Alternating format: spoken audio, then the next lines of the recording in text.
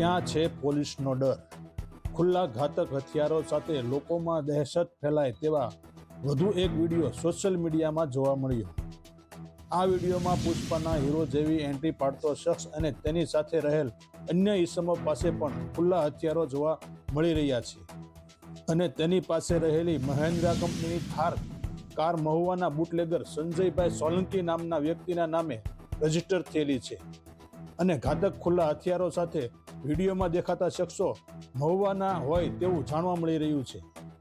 ત્યારે મહુવામાં ખુલ્લા હથિયારો સાથે અગાઉ પણ વિડીયો સોશિયલ મીડિયામાં જોવા મળ્યા હતા અને પોલીસ દ્વારા તેમની પાસે માફી માંગતા હોય તેવો વિડીયો બનાવી વાયરલ કરાયો હતો, પરંતુ કોઈ સામે ગુનો નોંધી કડક કાર્યવાહી કરવામાં આવી ન હતી તેવું જાણવા મળ્યું હતું. ત્યારે વધુ એક વખત લોકોમાં દહેશત ફેલાય તે રીતે ખુલ્લા અને ઘાતક હથિયારો સાથે સોશિયલ મીડિયામાં મહુવા પંથકનો વિડીયો જોવા મળતા મહુવા પોલીસની કામગીરી સામે સવાલો ઉઠી રહ્યા છે.